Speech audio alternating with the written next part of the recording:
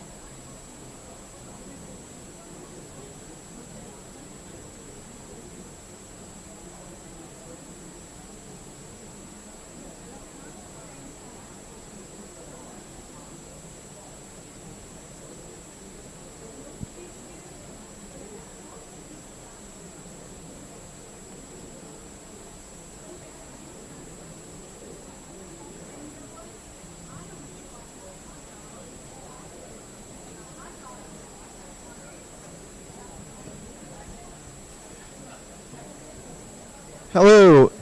Hello, can you hear me? All right, we're going to go ahead and get started. We're going to turn this up a little bit. It's kind of low. Just bear with us one moment. We have a few technical difficulties. All right, let's see. Hello, testing. 1, 2, 3. Can you hear me? All right, great. We're going to go ahead and get started. I'm Jay Tusa. I'm the Executive Director of the Walton County TDC. I see lots of faces that are here again from the last meeting. We appreciate you coming back out. After the last meeting, we went back to the Board of County Commissioners and had relayed what we discussed at the workshop. And they said, well, go back and try to take another crack at the plans and hold another workshop and then bring that back to us. So that's where we are here today. I will say, though, I don't want anyone to get worked up that we've come to some epiphany and we have this great plan, because quite honestly, we don't. And I'm just going to be very honest about that outside the gate. The plan's not too different from what we presented at the last meeting, but we said we were going to have a workshop, and so we wanted to do what we said we were going to do and have another workshop and just have another time for you to voice your thoughts and your opinions, and then we can bring all this back to the Board of County Commissioners at the meeting on June 10th here at the South Walton Annex.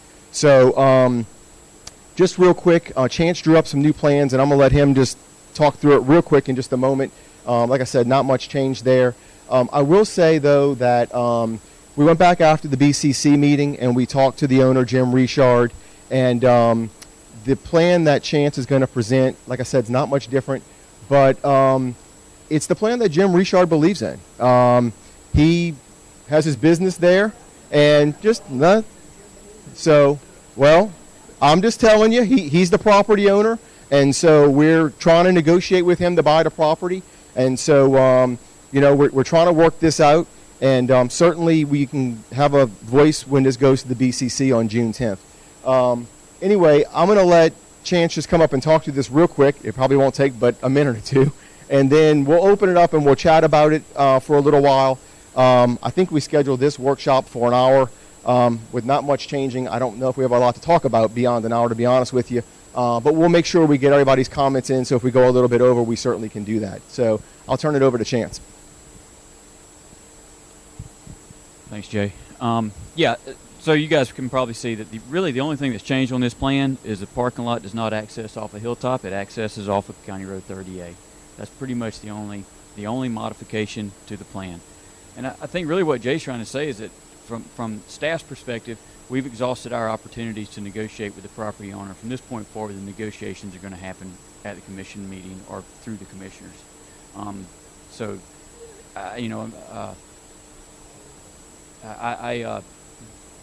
don't say I said that, please. But but okay.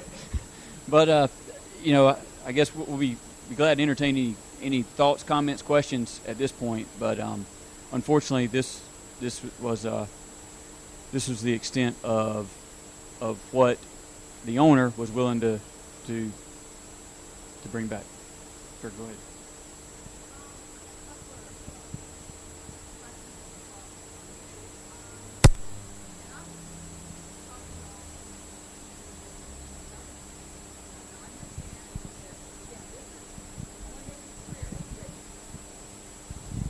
You know, Jim Richard is the one that seems to be pushing this idea, and that there were some other plans drawn up, but we can't even see them because Jim Richard says no. And I think some of these other plans need to be brought forward to say that there is some other ideas, whether he likes them or not.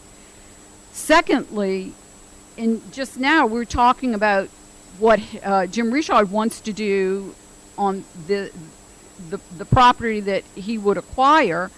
I think, number one, no matter what happens, before this should go to the BCC, there ought to be a traffic study, because without a traffic study, I don't see how any of this is going to work. And I think a traffic study should include whatever Jim Richard would want to do on his property. I know developments have to do them, because in doing a study, you may find that none of this works, you know, and we know that we have discussions about all the vendors that come in there and their problems and everything.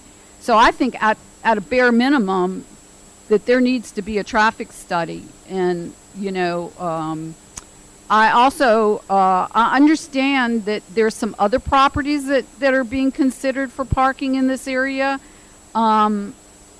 I think, why aren't we looking at those too and discussing those?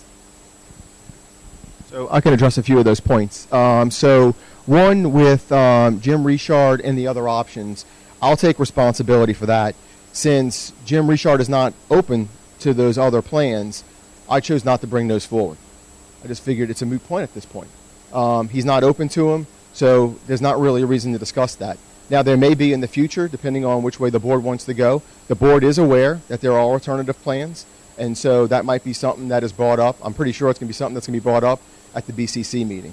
So I think that's something that you as the residents in the area can say, hey, this is something that we want to talk about, we want looked into, and the board can then decide how they want to move forward with that. But at this point, since Jim's not open to that, I didn't really think it was something that we needed to talk about. Real quick, though, on other properties, I've had a conversation with adjacent property owner. So right here, you can see Hilltop. So Dr. LaCourte, I don't know if any of y'all know Dr. LaCourte, but he owns 5 parcels on 30A and 1 back on Baird and Hilltop. And I had a conversation with him last week, and he said that he may be open to doing some type of deal with the county, whether it's sale or lease. But he wanted to talk to some of his family members on that, and so we have not reconnected. So there is another opportunity there. And I'm still looking at that, and I'm not at liberty to discuss that one just yet, but I'm looking into it. I have a real estate agent approaching somebody about a piece of property in that area. So right now there is definitely one other option loosely on the table, and there may be a second. So there are some other options. So, you know, I'll be honest with you, you know, the way I live my life, if this deal doesn't get done, there may be another opportunity somewhere else. So we can't be afraid of that. You know, we got to do what's right. And so if that means at the end of the day walking away from the deal, that's a decision for the Board of County Commissioners to make that decision. And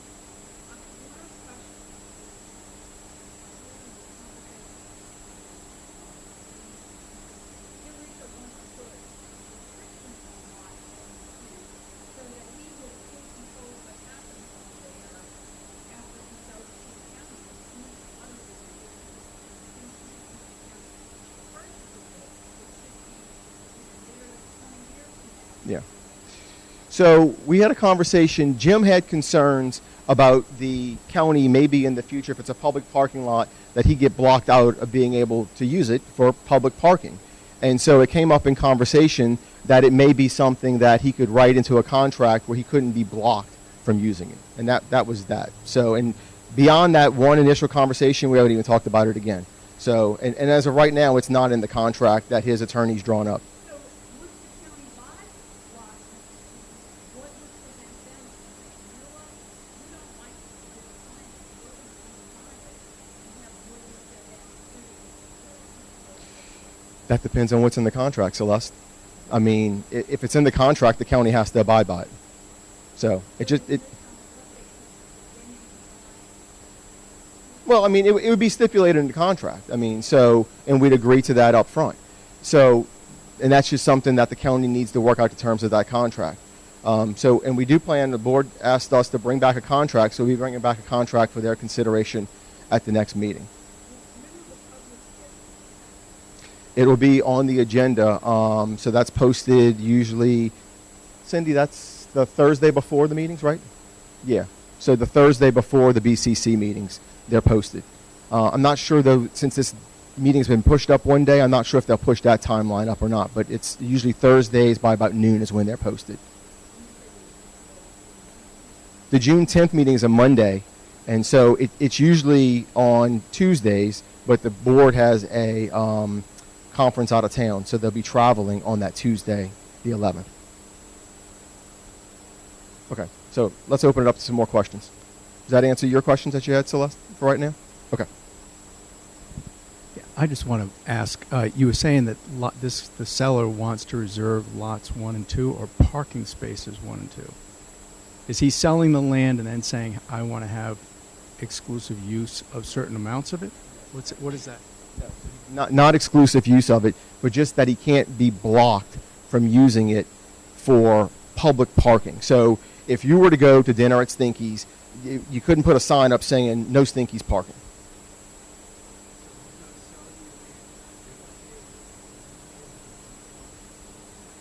It's going to be a public parking lot. I mean, listen, we have a serious parking problem in South Walton. We need parking. We need parking. And I see a lot of heads shaking, so that's great. But we need to figure out how do we get the parking we need where it doesn't affect residents in a negative way and it benefits both residents and visitors who are in our community.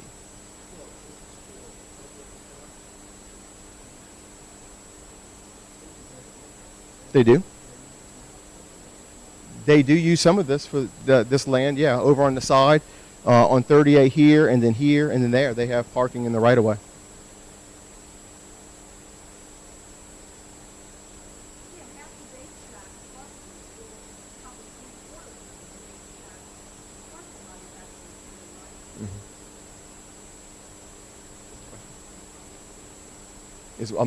Is what? He's asking $2.2 million for the property.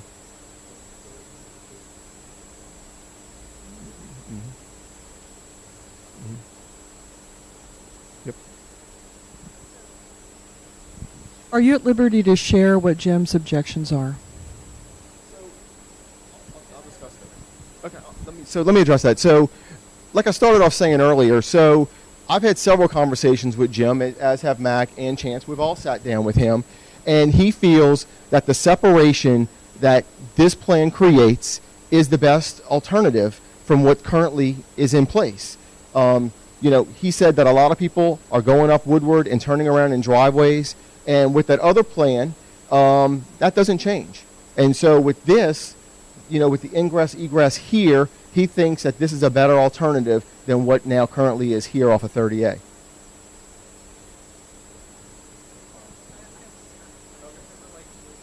So, do we know what his plans are for this section of Woodward that would be closed?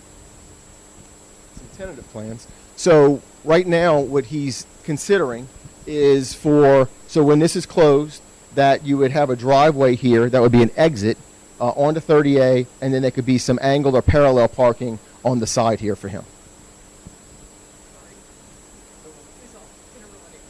Okay. Would he be subject to the rules and regulations that relate to the 300-foot proximity to the coastal dune lake, if he were to do that? And you know what? I'm going to refer that to Mac.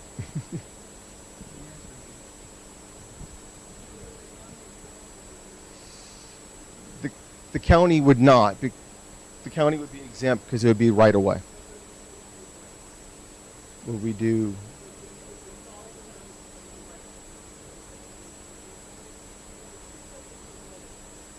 The plan is to have it be made right away so we can use the property at its.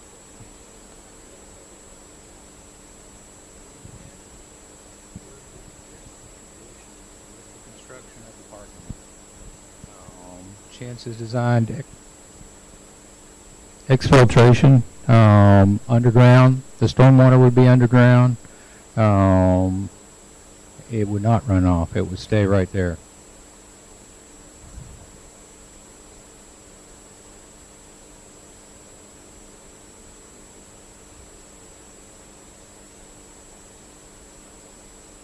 But the intent is to improve the lake condition with the county's construction of the parking lot.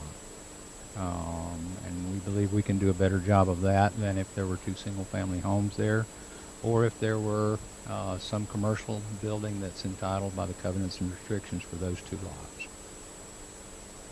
But absolutely, while the county would be exempt from those regulations because it would become part of the right-of-way, we'd absolutely do our best to achieve the intent of the Coastal Dune Lake Protection Zone. I mean, the county is not interested in doing anything in a negative manner that would affect those lakes. I mean, those lakes are globally rare and incredibly important. Our comprehensive plan identifies those as incredibly important. Even the state considers those important resources.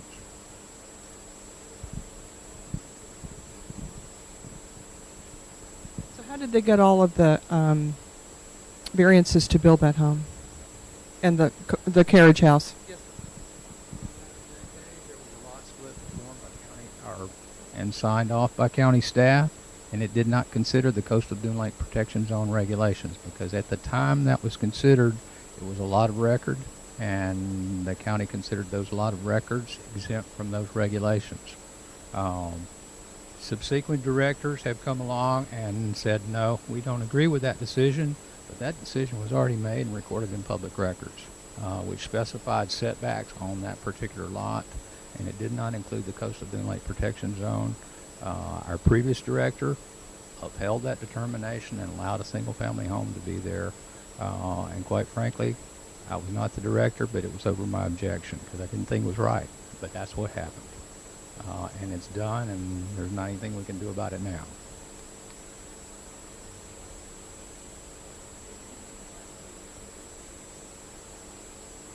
Yes, I mean that, in my opinion, if we're going to put a parking lot next to a private business, then we need some kind of control over who parks there, and the best way to do that, short of having an armed guard out there, which is not a feasible circumstance, is to dynamically meter the parking.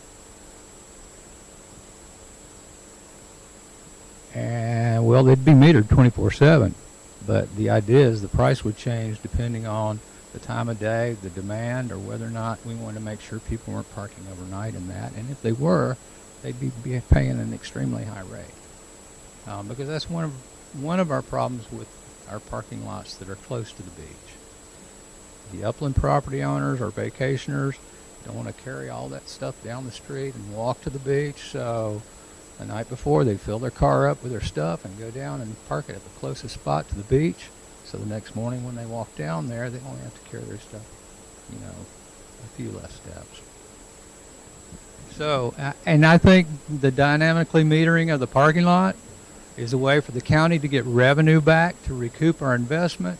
But the most important part of that is a way to manage who uses the parking lot. And if Jim Richard's customers choose to park in a pay-to-park lot, do we really care?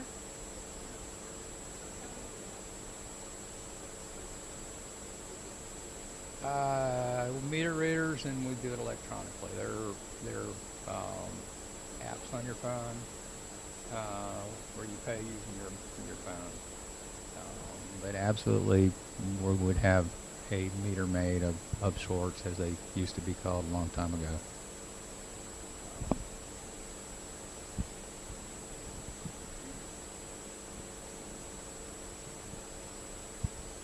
Can you just, you said you had technical problems. Okay, but the mic wasn't turned on, right? Okay.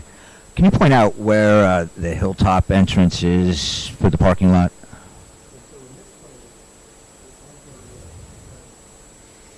Is there an entrance on? Is it still there? It's not there. Okay. Okay.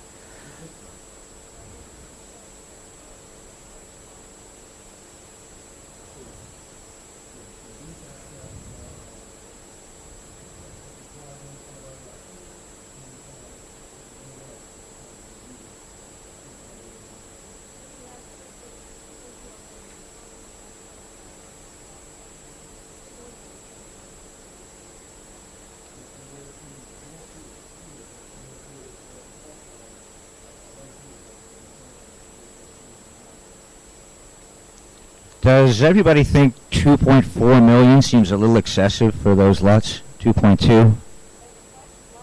There's a lot of nodding heads. Well, the appraised value, okay. Well, I would offer 1.5 max. Well, you know, I mean, we don't, you know, we negotiate. We don't. I don't care if that's the appraised value, so we give it to him. Gee, I'd sure like to be him. You know, just a quick running through the numbers, and these are, as far as I can tell, very correct. You know, the property taxes that the county generates from the number of residents affected is approximately about $300,000. So, you know, we certainly have a voice in this thing, and according to, you know, some easy calculations too, Stinky's probably brings in about $73,000 in sales tax, which isn't chump change. But, you know, this is a place that, you know, charges, it's one of the most expensive restaurants. And, you know, do you have one of the most expensive restaurants right a block away from where you live? Yeah, it's kind of frustrating. You know, it's $10.95 for French toast, you know. And, you know, we see the Cisco, you know, restaurant truck, which delivers all their fish. And, you know, we'll just put a little sauce on it and charge $35. So, you know, we're not, you know, you look around, it's not a big bunch of, it's not a local hangout, you know, no happy hour. We all just bike down to where there is.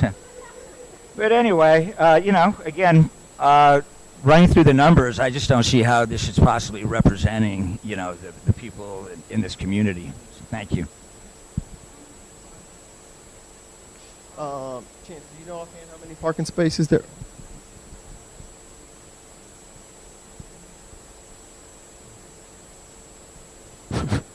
Hello? Okay. That just keeps going on.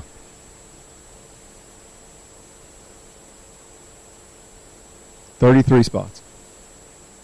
And then the parking lot across the street, where's Brian? Oh, there you go. How many spots does that one have? 20? 21? Okay. Okay. Great. I have several questions to ask. At the last meeting, at the end, I asked a question about the easement and the process in which that the easement can be abandoned, and the answer was you hadn't started the process yet. Is that still the case? That is still the case. You're still the case. So we have not started that process. So we don't even know if the county can abandon that easement. County legal has been advised of that, and they are confident that we can. They're confident, but you don't have an official decision that we can. So this is. No, I mean the Board of County Commissioners have to vote on it. They have to vote on it. It has but to go through a whole process. Do they? You want to talk about that? Let me let Mac address that. The county has an easement right in Woodward, or the portion that we're discussing. We have to go through an abandonment process as specified in Florida statutes. And in our county, whoever's applying for the abandonment files a petition for abandonment. It gets heard first at the Technical Review Committee. It gets heard at the Planning Commission in a public hearing. They make a recommendation to either approve it or not to approve it, and that recommendation is to the Board of County Commissioners, and then it gets advertised for a public hearing at the Board of County Commissioners, and then they decide whether or not to abandon the public easement. It is their decision. It's Woodward Drive. All the way up, and the pavement is actually not at the edge of the easement. There's a portion of the easement that is west of the pavement, just a few feet. Normally the easements go all the way up to the edge of the lots. In this particular case, it does not. But that the county commission makes the final decision, and I can't speak for the county commission, but my experience would be that if they choose to purchase this, there is a required process to go through, the petition for abandonment, and they are the same people that make that decision. So if they choose, if they have the authority to buy the property, they also have the authority to abandon the easement. Yes, ma'am.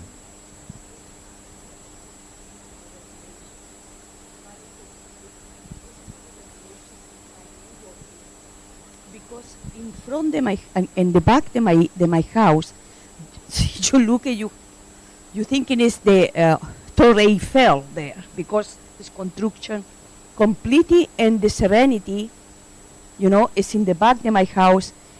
Everybody look at my room, my bathroom, everything.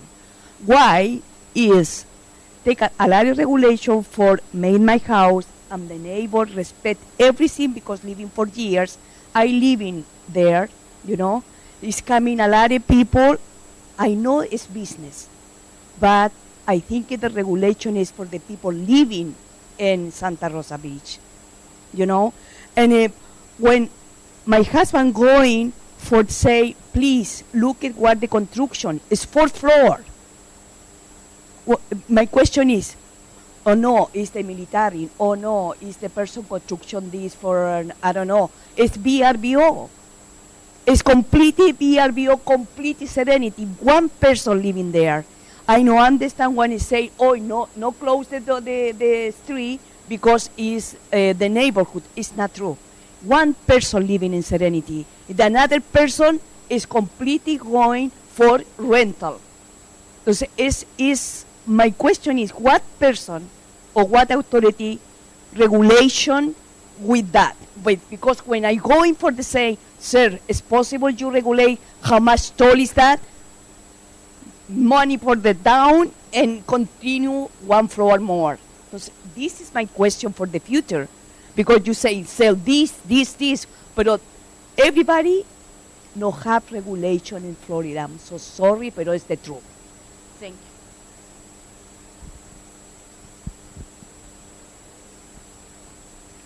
With regard to the height of the house near you, prior to the adoption.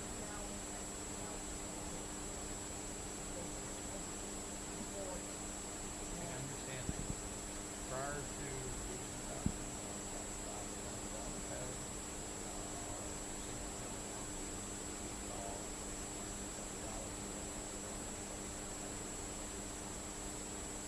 could be actually taller than that, depending on the roof size. Way you pitch roof, that might be more.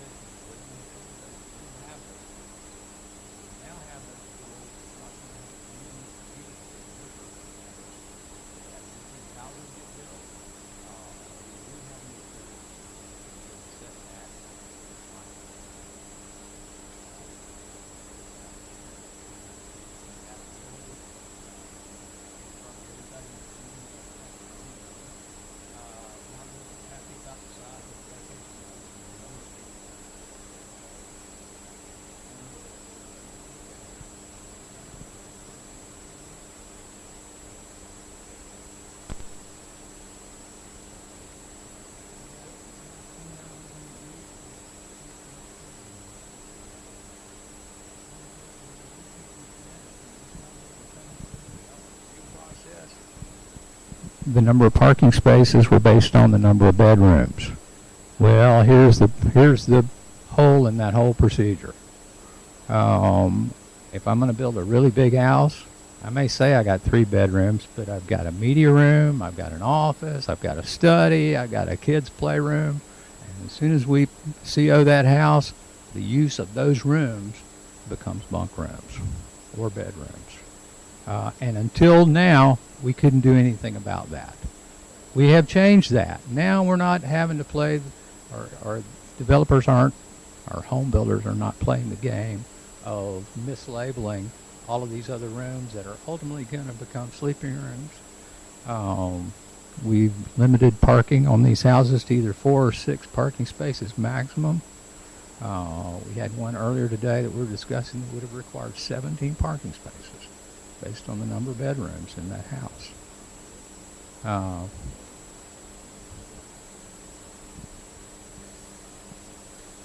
Now that's not going to affect anything that's already built. It's going to affect new short-term vacation rentals, and there'll be an automatic registration with the TDC bed tax collecting process. But those are some of the things that we're trying to do to limit the size of these houses and the impact of the public and the number of cars that people bring.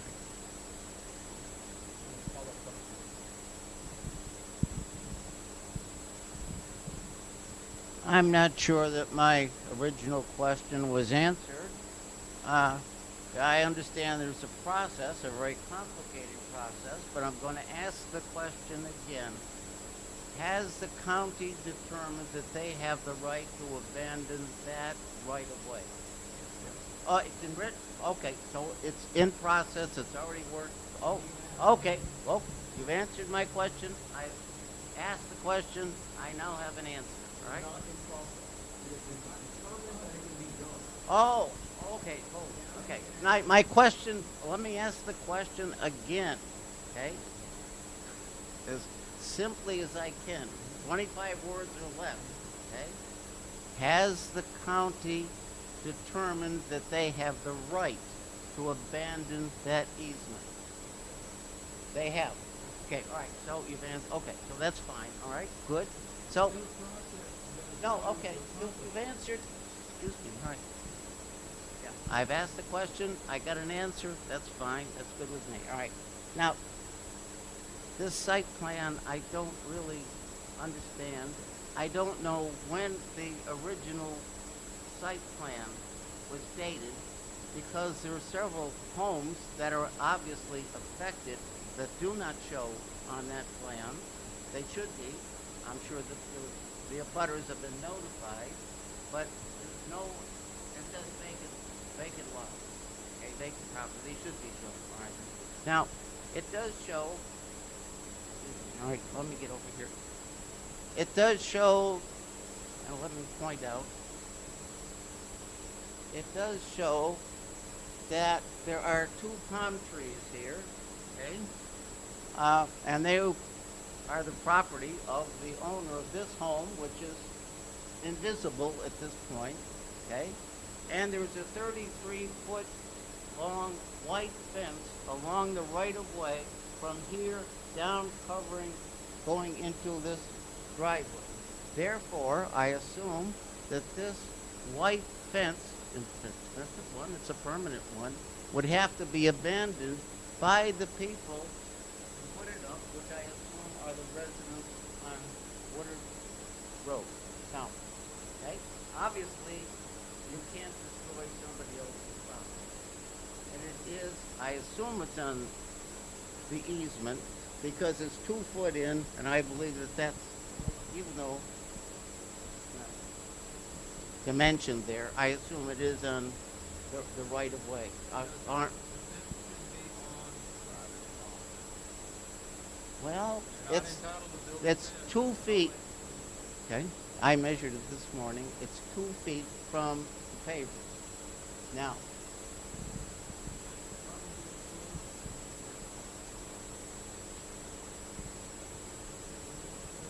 well,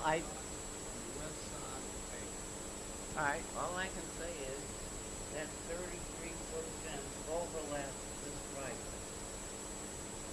Or very close to it. All right. I'm. If this is correct, and I assume it is correct. Okay. All right. All right. I think that's just about all I have to Okay. say. Thank you. All right, let's see. I'll come back to you a little later. Hi, I have the question is, if there was a fire truck needing to make those turns, would they be able to make those turns? Okay. Chance has a program that he runs when he designs this stuff, and I also check with Sammy Marshall. I mean Sammy Marshall, Sammy the fire marshal, and he went out there and actually looked at it, and so this would meet their requirements.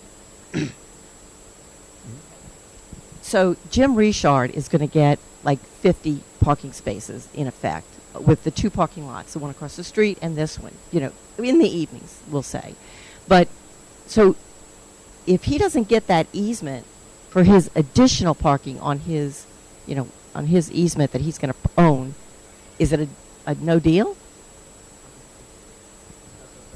Florida County Commissioner's decision. Today I went back to Serenity and I went down Woodward, and when I got to the end there was a tractor and trailer delivering something to those 3 stories. Okay, I pull around it. Well, I can't turn down that road because there's a truck coming out. So I have to pull up there and stop and wait. Well, the tractor and trailer proceeded to back up, and the truck went. So I went and did what I was going to do, and I came back out, which is, I counted houses, and there's 40 back there. And that's going to put traffic on Hilltop, which we don't need. So when I came back out, the tractor and trailer has backed all the way down to 38. Now, when this tractor, and this is the only entrance and exit to Serenity, this is going to be it. Well, this ain't going to work because he can't make that turn. He can't do all of that. He backed out into 38. It took him 5 tries to get out there.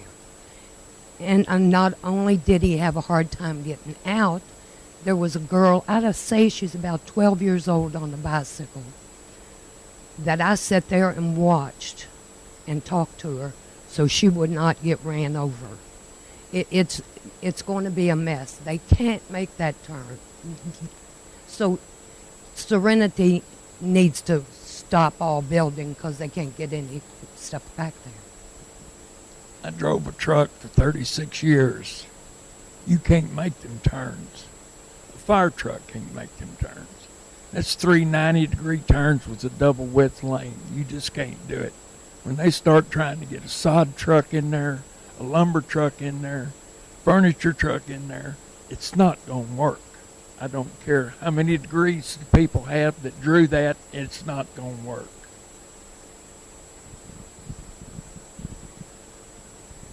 My name's Susan Bell, and we have a home on Baird. And literally the last meeting, as I was coming to the meeting, there was a truck, just a van, parked on the right side. I had to take a risk to come over the hill because literally I could not see over the hill. So it's like a guessing game. And all of the Beach Highlands is like that. So it's like, okay, do I stop behind the van, get out, and go and see if there's something coming the other way?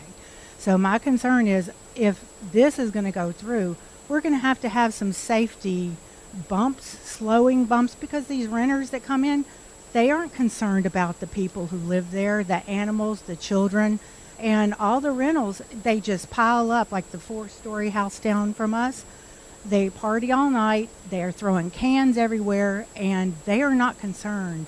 The renters are not concerned. The people at Serenity, I believe, would respect it, but they are going to take a right, and they're going to come to Baird. And the renters that are anywhere around there are going to be a hazard to everyone.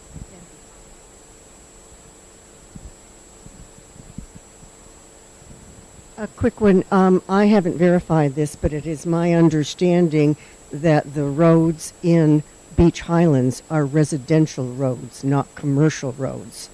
And if people are going to be coming down Baird, we're presuming most of these are going to be commercial trucks. Now, that's another good reason that we really have to have some sort of a traffic study in there. Because if you're going to have, beer trucks and everything else running there, it's ridiculous. And as far as Baird is concerned, there's one place on Baird where you have to stop 10 feet before you go over that because you don't know who's coming. And you creep up and you look and you do all of this. Yeah. There's no you have to do it.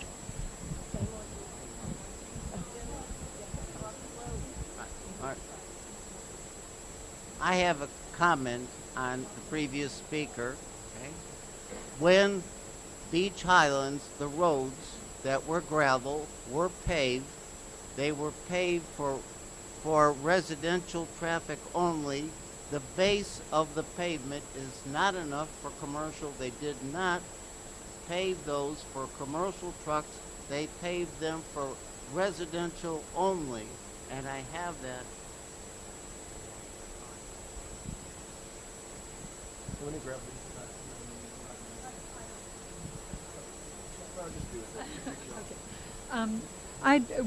My concern,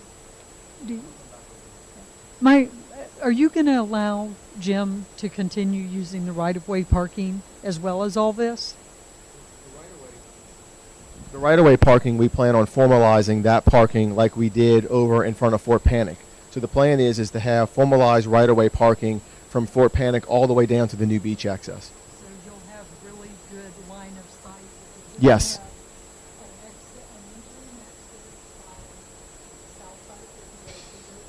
And we are. And unfortunately, we're gonna lose quite a bit of parking in the right of way. That's why we desperately need additional parking. All right, let's see over here. My name's Russell Hale. I live in Serenity Dunala neighborhood. We've got a couple of kids, and if you're in the neighborhood, I'm sure you've heard them. But when we look at right here, the entrance going into the new parking lot, the entrance coming out of the new beach access, pedestrian walkway, a crosswalk, and now a Stinky's new exit are all within the same 20 feet of road. I don't know if after this contract were to sign, does this go through some kind of process where they look at it from a safety perspective and this will possibly change in the future? Or is this going to be what's in the contract that has to go forward?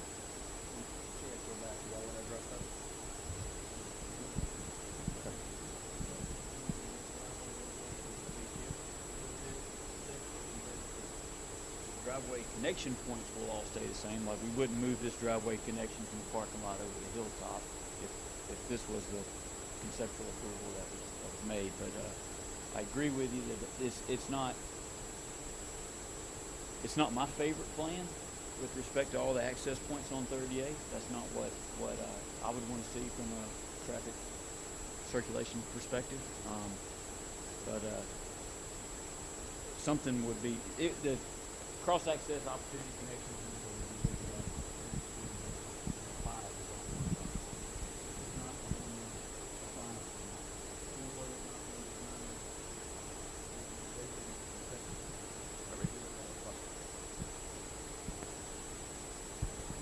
The next question is just in regards to the contract with Jim Richard. I know he said that Woodward needs to be essentially abandoned and given to him in perpetuity and never be added back. If that's part of the contract and signed, and then it goes through the process of abandonment and doesn't complete, how does that work if there's already been a contract signed in the county with Jim Richard?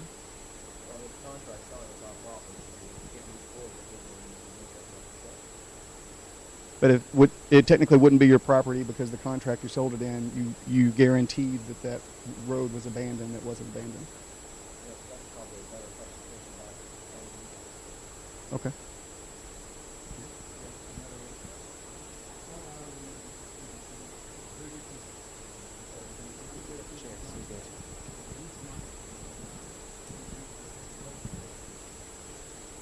It's my understanding, Jay, that the contract would have a stipulation in it that the right-of-way was abandoned and the new right-of-way was established. If that didn't happen, the contract would be null and void. That's the way I thought. Okay. Do you have any other questions, or are you good? Okay. In the previous meeting, I asked you about how many families, groups of people, can fit on that beach access, and would the parking, if the parking lots were full and all of those families were on the beach, would we all be cheek to cheek on the beach? And you said, well, this parking lot would also be for use of the multi-use path. There is parking for the multi-use path adjacent to Butler Elementary. And prior to living on 30A, that's what I did. I rode my car next to Butler, parked in there, got my bike, and rode that path. And again, before I moved to 30A, I came from Driftwood area. I would pull into Fort Panic. If I didn't see a parking spot, I'd move to the next parking spot. The problem that we have is not with lack of parking. The problem we have is parking illegally. So we could resolve the Woodward issue if we just didn't allow parking on an easement, or if we put in pavers with parking like they have at Shunt Gully and so forth, and make it look nice. But I just beg you, please don't buy those two lots. Use that money to buy beachfront property to get us another beach access. We need beach more than we need parking. I think we need a combination of both. Just my name's Michael Smith, and I'm a Serenity. I'm a resident there. I see a number of my neighbors here. I had the opportunity to meet with Chance a week or two ago, and Chance, you showed one of the many plans, but there was one that showed not the connection to Hilltop, but an altered connection for Woodward to connect to 30A. Did Jim say that he would not support that? I can't speak for all the residents, but I think that if change has to occur, that's probably that's something that we could swallow a lot better than this, in my opinion. The other thing I shared at our meeting is that a number of the residents, if not the majority of them in our community, all have golf carts. We're going to drive our golf carts to the beach access. If there's parking for golf carts, we're going to park there, and that'll be a more efficient use of the space. If there's not, we're going to park in a parking place that is going to eliminate where a tourist or somebody else could park a truck, a Suburban, or other things. The Sandestin the community's one where you can get a lot more of parking for golf carts than you can cars. And I know that our community's becoming a golf cart community. That's the decision for y'all to make, but I think the way that we're going to use that parking lot, it would be a more efficient use. Other questions? Okay.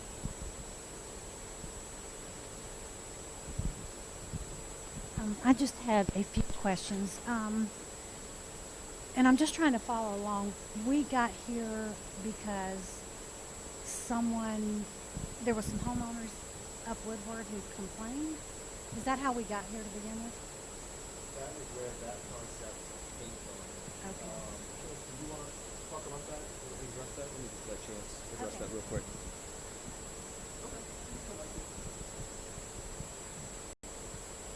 And I don't know the exact sequence of events when the TDC was interested in buying the properties versus when Jim. And it And it was probably 3 or 4 years ago when a group of homeowners just north of, I don't know, maybe 4 or 5 houses up here, came to the commissioner's office, said that they were dealing with cars traveling up after, going past the restaurant, turning around their driveway, parking there overnight, whatever, and just looking for some relief. What could the county do to help? And then when the county was interested in having discussions about purchasing the property, the idea was tossed out that what if Woodward was directed over to Hilltop, which would eliminate those people going through the Stinky's parking lot. Well, no. Well, that's one good way to look at it.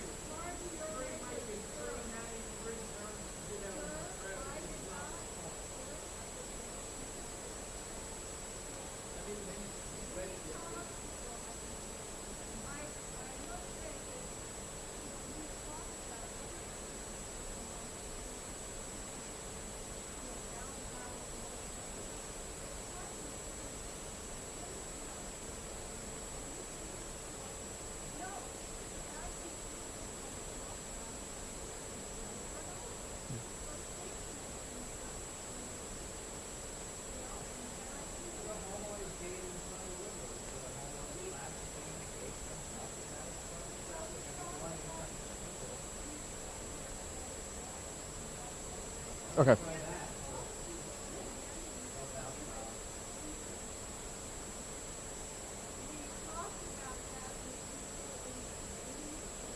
Yeah.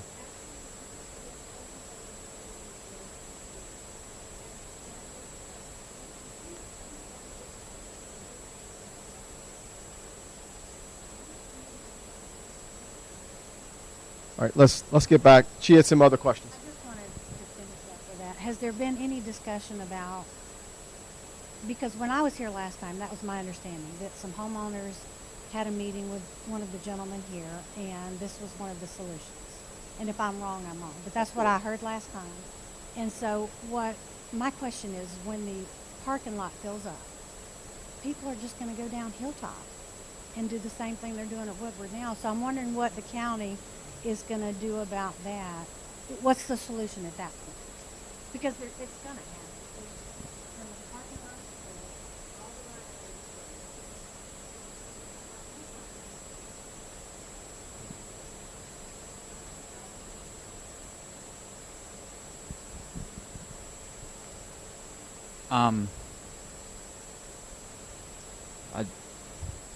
People are probably going to be parking on Hilltop where this parking lot gets built or not. That's a horrible answer, and I apologize for that. But everywhere we've got a beach access on the 26 miles of beach, we have every year, starting about February, I get about 2 or 3 phone calls a week for no parking signs, because they're afraid spring break is coming. Residents who live close to a beach access, and I think now even with the customary use deal, it's even getting worse. Where there's a public beach access, we have more concentration of folks trying to get to those beach accesses, and they're parking wherever they can fit a car. And so to answer your question, yeah, people are going to be parking on Hilltop. They're probably parking there right now. But there's not a beach access. There's not a beach access across the street now.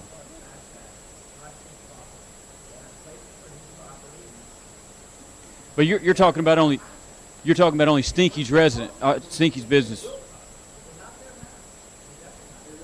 But the beach access isn't open right now.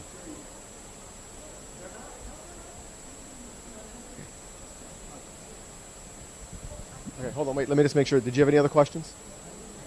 Okay, hold on. Let's finish up. My last question was, who did the appraisal and who paid for it? The TDC paid for them, and we have a pool of appraisers that we use. Purchasing department has a pool of appraisers that we use. 2. He did not. The county did. The TDC did. All right. At this point, it could be because we've already negotiated the price, and it's based on the average appraised value. So, yeah. Would you like a copy of it? Yeah. If you want to see me afterwards. Mm-hmm. All right, hold on. Let me make sure. Wait, this gentleman over here is a new hand up. So let's get him, and then we'll get back around to the few folks here. The question I have too is once this lot is operating, I know Stinky's is going to utilize that parking a lot. It's going to really bump a lot of people out that want to see the beach. They're going to be using it. The real problem here is the traffic that Stinky's brings in and the parking that they require is really overdoing the whole area. Is there any? I've been seen in other cities where you have a business that has capacity of 250 people in the building. Well, you have to have X amount of parking spaces for that. Is there any kind of regulation in Walton County for that type of figures? Pass that over to Mac. Yes, sir, there is. And when Stinky's was redeveloped after it burned down, they met the parking requirement. The one deviation was to allow valet parking right there along Woodward on that side of their parking lot. But they have absolutely the number of parking spaces that are required by the Land Development Code. And I think, as I said before, our Land Development Code parking regulations, quite frankly, are adequate for a mediocre restaurant. If you have a very popular restaurant, we're underparked. And we're requiring at least the minimum parking, and they met that. And if they weren't such a good restaurant, at least I would think so, based on the number of people that go there, they'd have enough parking on their lot. But that's part of the problem we're trying to solve. I mean, there are customers parking everywhere, all the way around on Hilltop. Upwood.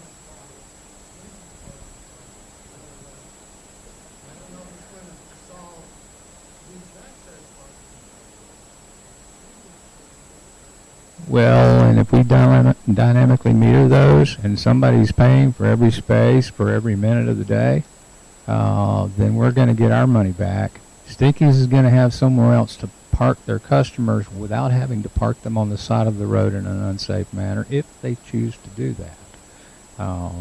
We get people at nighttime, people aren't going to be at the beach. People would be at that restaurant.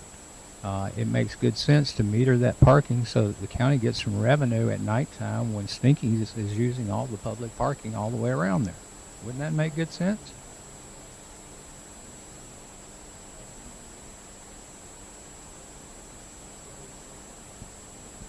Yes, sir, and we very well may dynamically meter those spaces also, including the spaces down at the next, at the Fort Panic Beach access, because wherever they're metered, folks that don't want to pay are going to move to the next free space, wherever that is.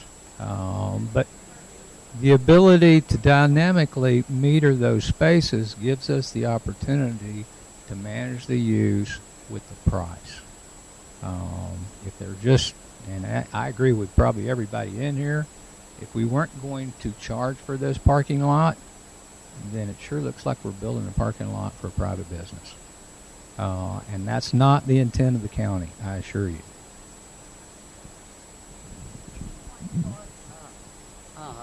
Additional levels, single, right? We have not had any discussions on a parking garage. Are you talking about a parking garage? Yeah. Yeah.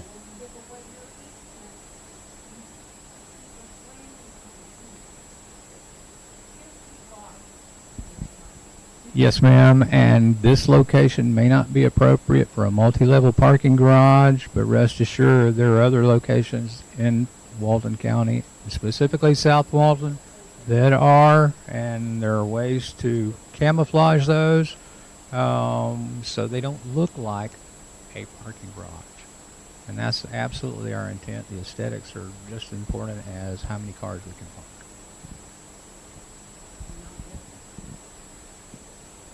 All right. Are you through? Let me jump over here. My name's Sam. I live on Crescent. I spoke with Jay, I guess it was the day after he was. So let me ask you something. Do you have the authority to pick up the phone right now and tell the commissioners, look, we got to scrap this, pull the plug? Nobody wants it.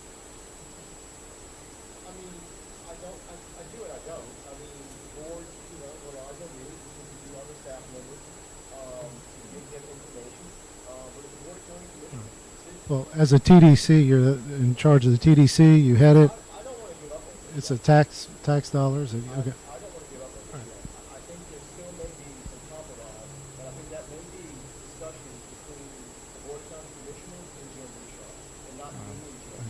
All right. So you're more of an advisory role in this. Okay. Second question. Can I see a show of hands who is in favor of this, this drawing, this rendering?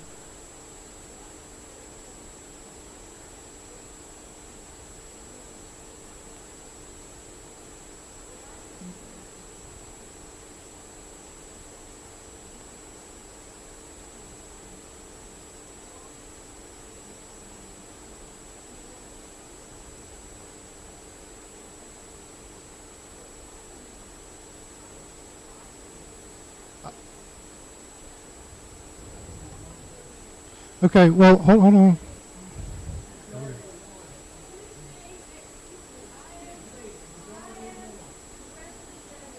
All right. So we have more in common than difference. Most people in here, I think, are kind of okay just to turn their head, hold their nose to the parking lot for Stinkies, as long as they don't reroute the road, correct? Most, not everybody, most. Why are we even having this meeting? Why didn't we just, that email just say, hey guys, Richard didn't agree to get rid of the road, so why even, we just got to scrap this and move on. So the reason why we had another meeting is because we said we would have another meeting. The Board of County Commissioners directed staff to have one. We told you last meeting we would have one, and we want to honor that commitment to you, the residents of the area. That's why. Well, I was just thinking maybe in the email, just... No, you just said he won't budge. This is what he wants, and we'd say, okay, well, whatever. And as I would hope you would advise the county commissioners, hey, I spoke to our constituents here, your constituents, and they hate it. There's one lady with some friends that likes it, but that's it. No one likes it. This meeting should be over. This is crazy. The county commissioners...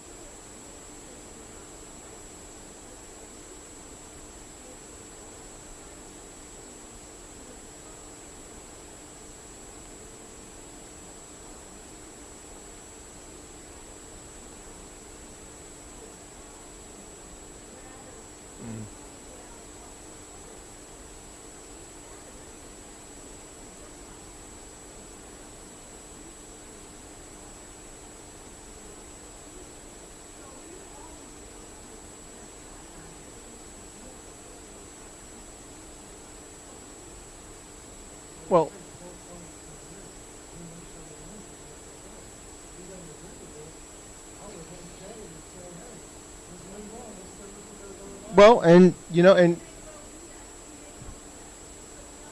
but real quick, I need to take that direction from the Board of County Commissioners. I work for them.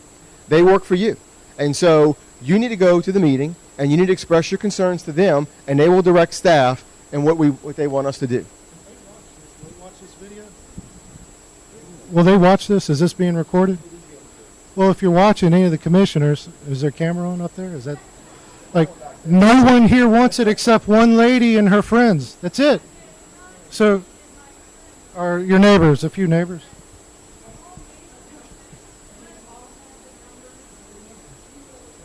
And we are voters. So. Okay. All right. Let's see. Hold on. We have some man of the hands, and so let's see if we can get to everybody before we wrap this up. All right. You've had your hand up. Now we're getting to the second and third time. So, I live at the pinnacle of Baird Road. Everyone's been talking about it. First week of spring break, there were 11 cars at the house across the street. There was inadequate parking for 3 cars. So everybody's worried about Hilltop. Everybody's worried about Woodward. I'd love it if somebody just turned around in my yard or in my driveway. No, ma'am. You walk a mile in my shoes someday. So I never know when I back out of my driveway if I'm going to hit somebody, and that's today. The traffic is not just going to go down Hilltop. Hilltop goes all the way to back, goes by Celeste's house, all the way back around on North Bishop. People, natural human tendency will be to pull out onto Hilltop, go right, go left on Baird. The street is not a wide street. There was construction on the street. There was renovation on the street. I've got pictures of all of it, and you guys can see there was hardly any place to drive. My neighbors, unfortunately, that are not here tonight, live between 2 new properties that are beach rental. And we're dealing with it, but it is a safety issue. And it's not just Hilltop, it's not just Woodward, it's also going to be Baird, and it's going to be ugly.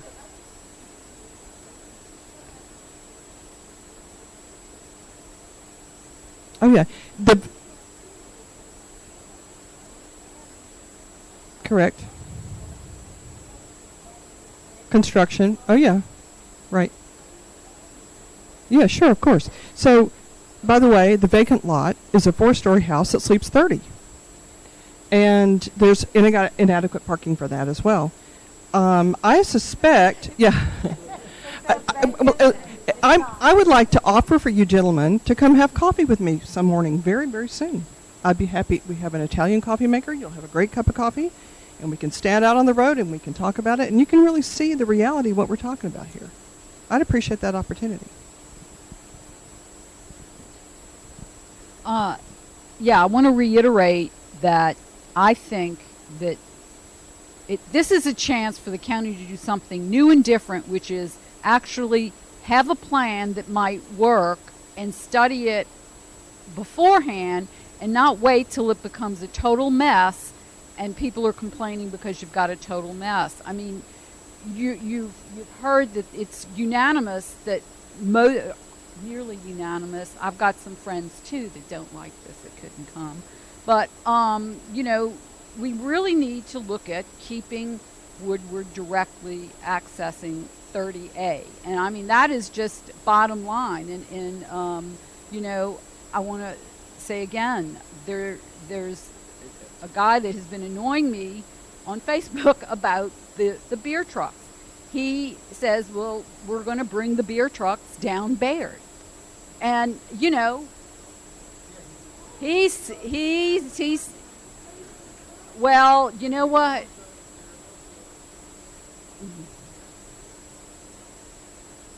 Well, yeah, but in the meantime, I really would like to see this.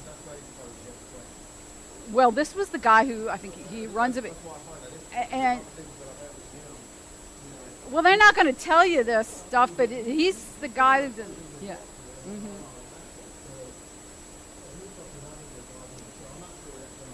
I don't know, but he, it was time for me to go to bed, and he kept tagging me. But anyway, I want to get back to the point that I believe we need to do some studies on this before we start closing roads, opening up new roads, and that is something that I think that the county needs to look at. And let me tell you, you don't think the valet people aren't going to be out there with, which I think this is, I don't know how they work the meters, but nobody walks around with $1 in their pocket anymore. I guess it's going to be credit card. Well, Jim Richard will have all his valets with a credit card over there on the hour, swiping for the people, and that's the cost of doing business. That's how they do it. You do what you want in Walton County, and just pay the cost of doing business. So, anyway, and again, I want to reiterate, we need to study this before we close a road off to the public. You have any ideas, Chance? You want to address that? Brian, you have any ideas? Brian's doing math.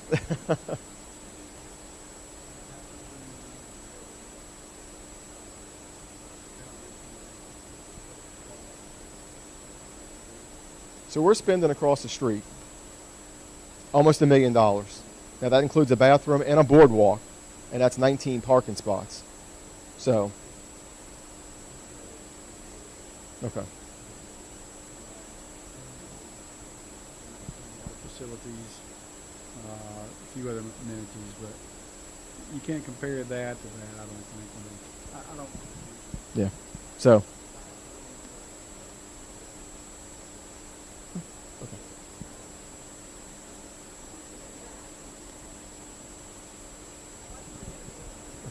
Jim cannot do it. No, because we're able to do it because we can make it part of the right of way. Okay, you still have your hand up, or you're good now? Okay, hold on, let me get back around. AJ, from a TDC perspective, they said $2.2 million for the two lots. The two lots put together are about half an acre.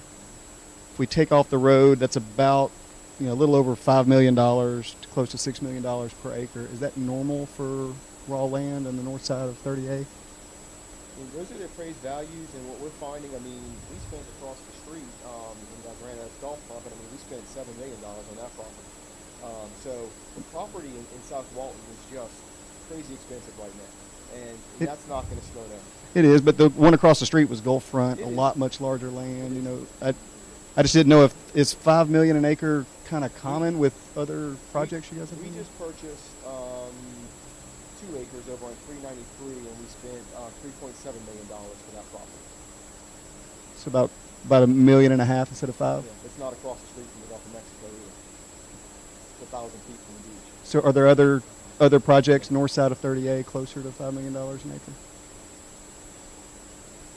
Or is this more on the top end of the project? I don't think it is. Okay. I don't think it is. And then, how likely is this going to be voted on in June 10th meeting? I have a feeling that the board is going to hear your voices, and they're going to give staff further direction. That's my opinion.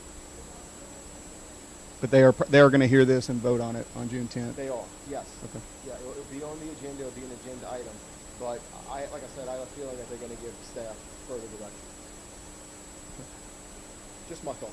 I can't guarantee that. I don't speak for the board, but just my thought.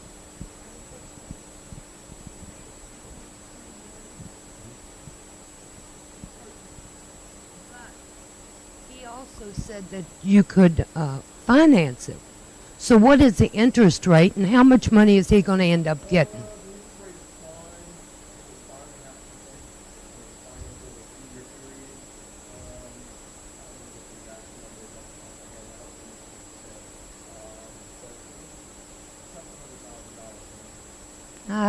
Bet. Like I said, I don't want to misspeak, so I'd rather be low than high. Everybody talking. Excuse me. Everybody talking with the parking. The road is closed or open, but no person talking with the light pole, because Hilltop Drive is very dark. Number one. It's going incredible velocity in the night. I put pole in my house because the people not see you. It's the 38 is completely dark. My question is, the municipio, I don't know what is the name exactly, is working with the electrician person put the pole light for the street. Yeah. Yeah, it's just so funny because it's very dark. Exactly.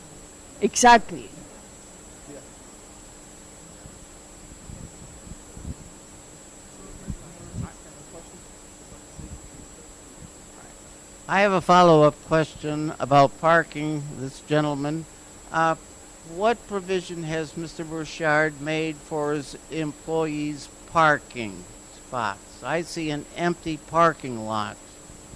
Is there any provision for his employees' parking?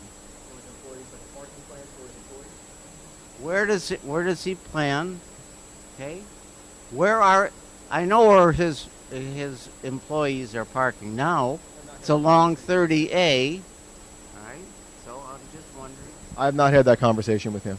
Lisa, do you have a question? And you have one, maybe? I'll come right back. I know you said last time that the lot on 30A, even though they're residential lots, that the one on 30A has a commercial ability. Do they both? Both of them did say. Okay. Number two, have you at all heard from the Crawford property people? Because I keep hearing that they're going to eventually develop back there. Hello, Mr. Crawford. Hi. Hi. You know, people keep telling me that you're eventually going to develop back there. And then the question is, how do all your folks get out? Whether you do it yourself or whether you sell it eventually. So the plan is to cut through Sugar Drive? You put Sugar Drive in through, and there's wetlands and stuff back there, but okay. And what about from the end of Sugar Drive to you? Or does it butt right up? It butts right up to you? Sugar Drive does already?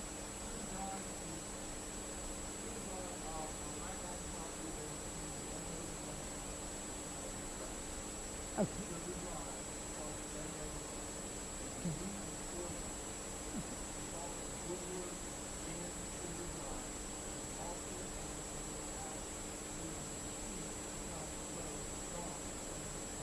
Okay. So you would be covered with 3 potential. Perfect. I knew you showed them last time, but I wasn't where I could see them. Okay, so that answers that. That's great. And it also takes care of Sugar Drive. Yeah. Okay. Okay. And then I think the last thing, that actually answered a whole bunch of things just right there. So the last thing I wanted to ask about is you've talked about different construction activities. You talked about, this parking lot, about doing defined parking along the right-of-way. We've talked about possibility of meters and so forth. Are you going to do this as a comprehensive plan then? So that, because if you only do, part 1, which is a parking lot, but it doesn't have metered parking, and people continue to park on the right-of-way without it being defined like you've done in other areas, that really could be a mess. That depends. It depends on 2 things. One is finances, money. And so the board is considering implementing the high impact penny, which we could use those funds for projects like this. So now that's probably about a year away from being able to actually realize those funds. But, it takes time to plan these things. So it very well could be done, but that's a decision ultimately for the board to make. Only one other thing. How do you turn not right-of-way into right-of-way? Is that something the county can just do willy-nilly because they feel like it?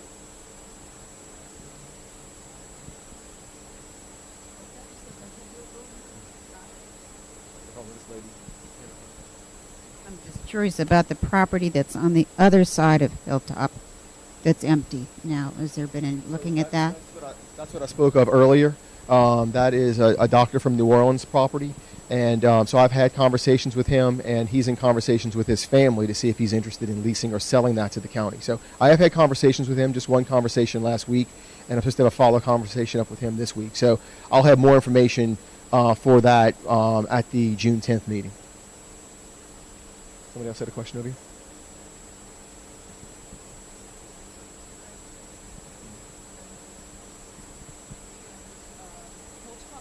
Hilltop and Woodward currently are drop-off and pick-up places for children before and after school. So has there been any further discussion about that in relation to this?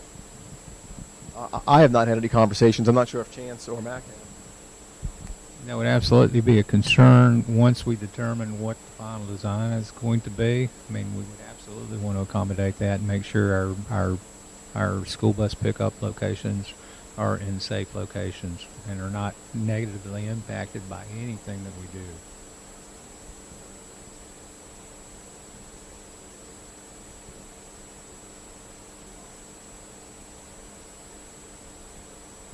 Yes, and whatever happens here is absolutely going to affect what's going on now, and the idea is to improve the circumstance, not make it worse.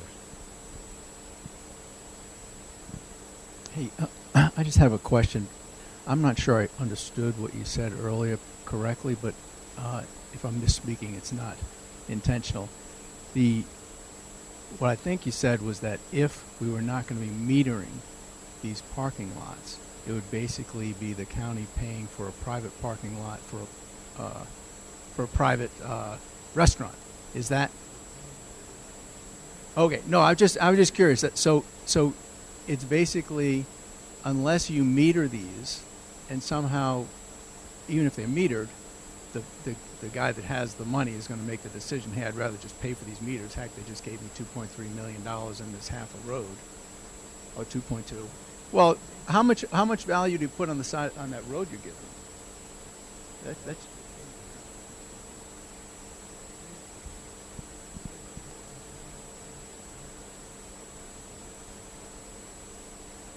oh, okay.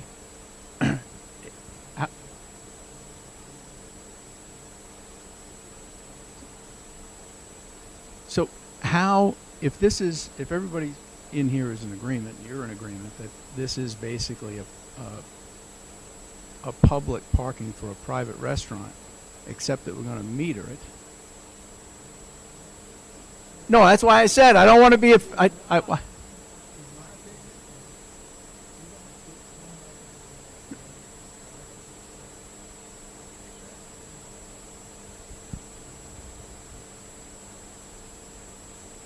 okay. So, okay.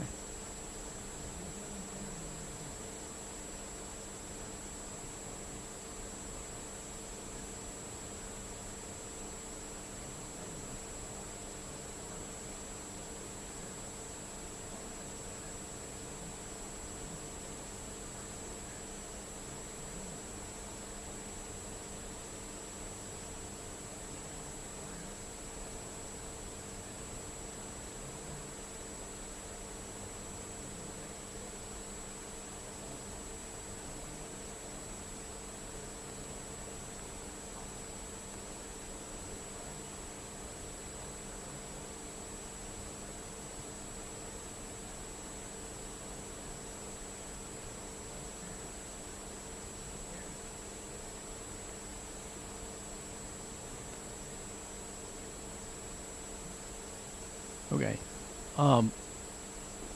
Tax, right. I mean, tax revenue aside, I mean, this little parking lot is not going to generate anything relative to what the 4% bed tax generates. Is that fair?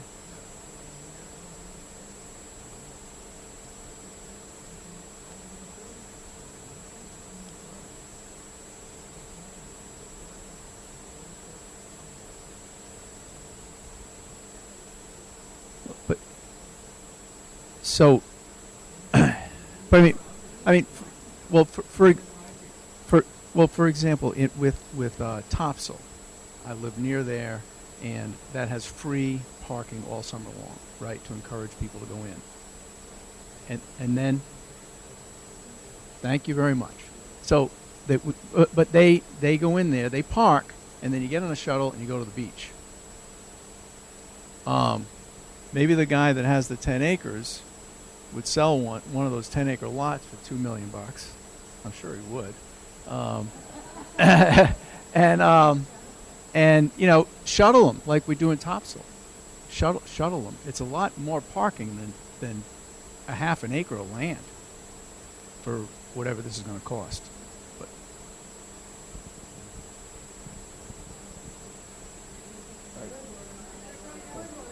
Let me grab this gentleman here. I'll come back to you. Probably wasn't paying attention, but right now, do we have a verbal purchase agreement or a written purchase agreement with Jim Richard, the count?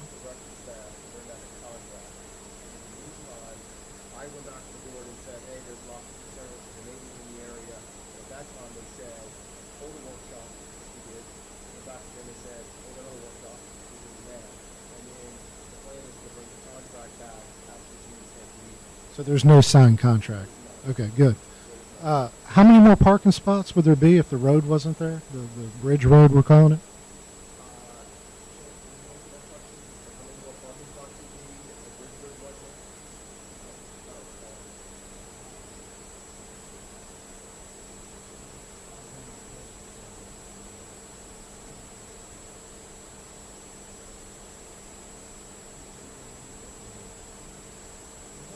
If it was just one more, it's a no-brainer. It helps. This is what we're.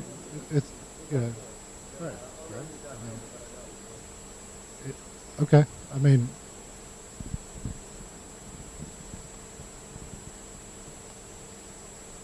I'll come back to you in 1 second. You were talking about sales tax. You stop and figure there's 130 families in Beach Highlands. I've been paying sales tax for 25 years. We all pay it. We're there 52 weeks a year. We're really not concerned about somebody that's going to be down here 5 days.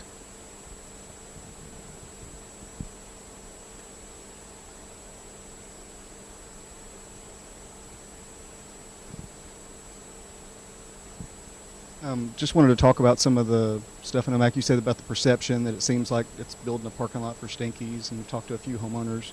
I think a lot of it has to do with just the amount of money and the amount of stipulations in the contract, because about 50 feet down the road, just on the other side of Hilltop, you go to Realtor.com right now, there's a quarter-acre lot for about $365,000, where each of these quarter-acre lots are $1.1 million on top of building a bridge road, on top of abandoning an easement. And when they say abandon an easement, that's a road that was built by Serenity at Dune Allen Subdivision. It's maintained and paid for by the homeowners. That's literally going to be taken from them and given to Jim Richard as part of this deal. It just seems that it's kind of expensive and a lot to go after just these two small lots when there's this.